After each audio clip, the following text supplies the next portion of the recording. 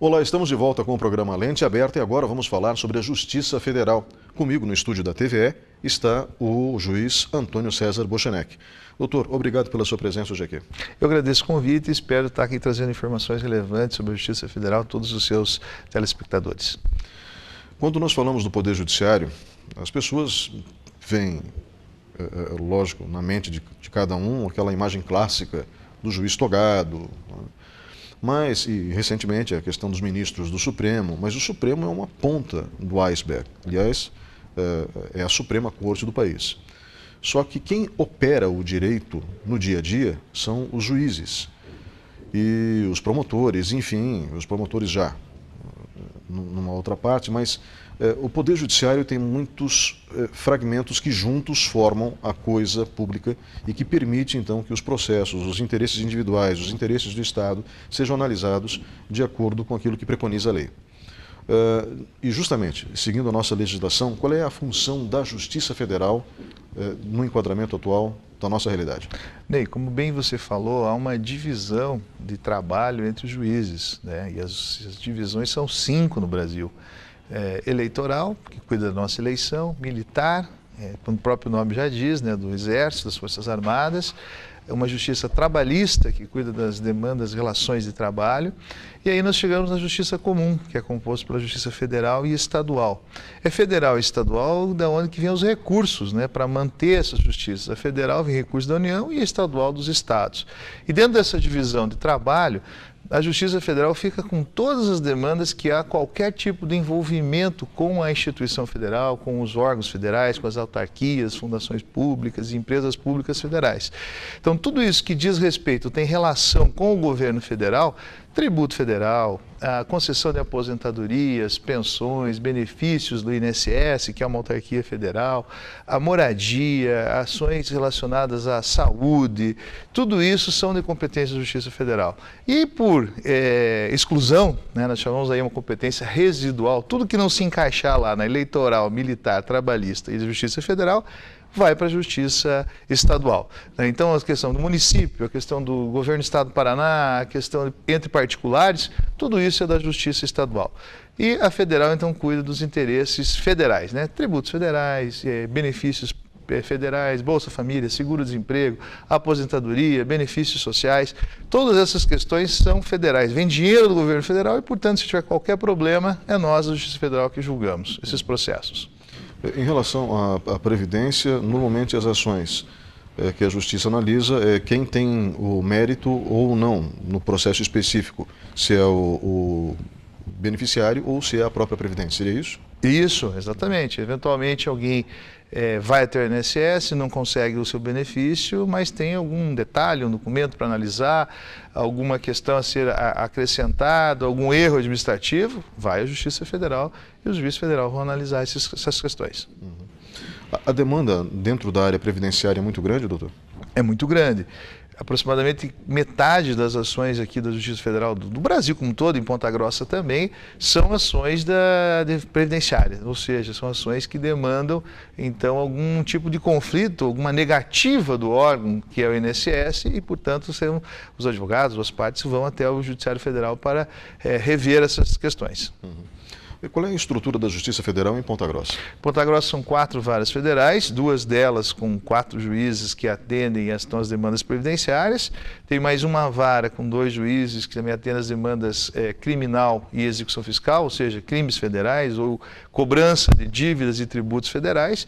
E uma outra vara da qual eu integro, que são as chamadas demandas cíveis. Todas as outras demandas que não são previdenciárias, nem criminais, nem execução fiscal, caem nessa vara civil para julgamento. São 7 juízes, são 80 servidores, temos 20 estagiários, mais 25 funcionários terceirizados. São aproximadamente 130 pessoas que trabalham aqui no prédio da Bodinho Táxi, perto do cemitério municipal, aquele prédio branco que tem uma bandeira do Brasil, para todo mundo identificar. Porque às vezes as pessoas confundem, né, com a Receita, com o INSS, com a Polícia Federal. Cada um tem sua função. Né? A Receita é arrecadar os tributos, a Polícia Federal é investigar os crimes e qualquer conflito que haja com elas também, qualquer outro conflito com as questões federais, aí sim, né, um processo judicial é a Justiça Federal que atua e que trabalha nesses processos. Doutor, em relação à vara criminal da Justiça Federal, o que é um crime federal? Crime federal também é tudo que atinge o interesse federal. Aí é um pouquinho mais difícil até das pessoas compreenderem.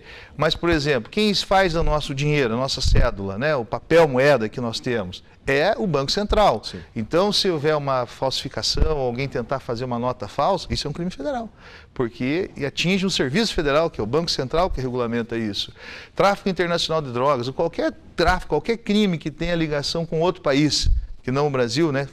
Vem droga de fora, querem mandar droga para fora. Então isso é tráfico internacional, crimes então que liguem com outros países, isso da Justiça Federal.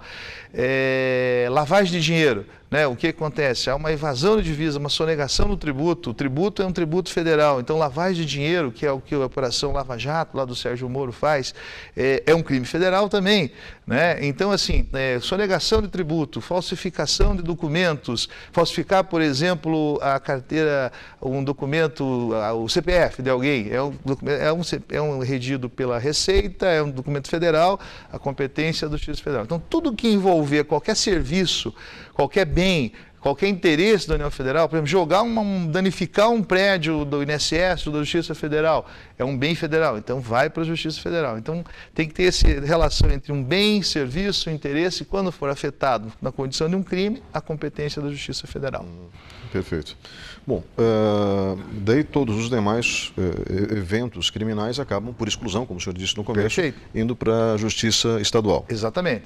E lembrar que tiver um crime de eleição, crime eleitoral, é a Justiça Eleitoral que julga. Eleitoral, tá certo. Se for um crime militar, por exemplo, alguém lá que ela está dando intervenção no Rio de Janeiro, né? E aconteceu um crime federal, então é a Justiça Militar que vai julgar isso. A federal julga essa e por exclusão tudo vai para a estadual. Quando nós vemos a estrutura que vocês possuem aqui, são 7 juízes, bastante, mas é suficiente, doutor? Porque vocês têm uma demanda de trabalho grande, né?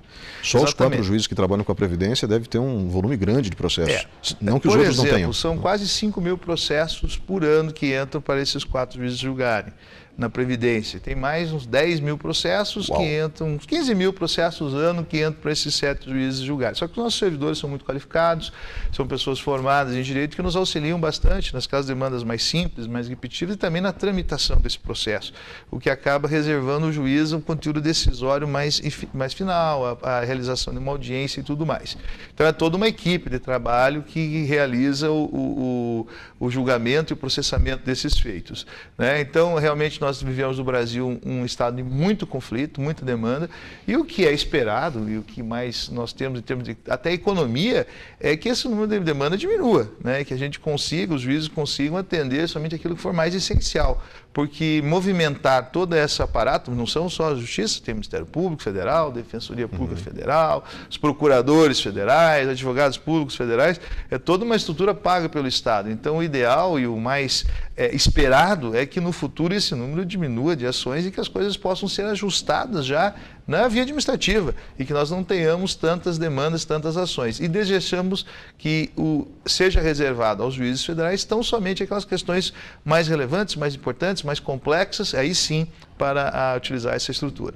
Então o senhor não acredita na contratação necessariamente de mais pessoas, mas o senhor acredita na racionalização do processo e no crescimento da própria sociedade para que ela possa, mesmo que seja com auxílio de outros, resolver seus conflitos, é isso? Perfeito. Formas alternativas, como conciliação, mediação, estão sendo incentivadas, praticadas. Então muitos desses 15.000 processos se resolvem pela conciliação, por uma boa conversa, por audiências públicas. São novas formas da justiça também, dela está proporcionando uma solução. E o Estado não aguenta mais do mesmo que nós chamamos, né? Tem mais ações, então mais juízes, mais servidores, mais varas, mais unidades. Não é por aí. E realmente os orçamentos, seja municipal, estadual, federal, estão cada vez mais arrochados, né? Mais apertados, e claro que cabe a nós, servidores públicos, e a nós em especial na Justiça Federal, trabalharmos para que a gente possa, né, com a mesma força de trabalho, dar melhor resultado àquilo que nós estamos fazendo. Doutor, obrigado pela participação nesse bloco. Vamos agora para um breve intervalo e voltamos em instantes com o programa Lente Aberta. Fique com a gente.